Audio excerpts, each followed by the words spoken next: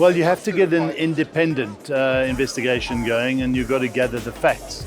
And I guess if you are in that situation, there's either some board members are aware of it and they need to decide how they want to handle this.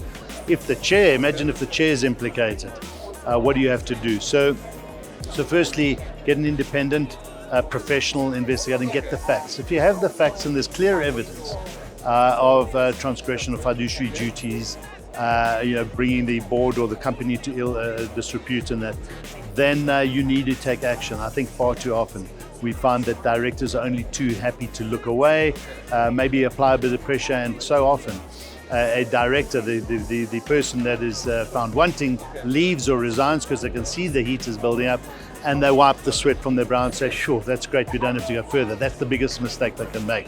Get the facts and go after the individual. Do not, if they want to resign and you've got enough evidence, I think you need to proceed with a full-on hearing.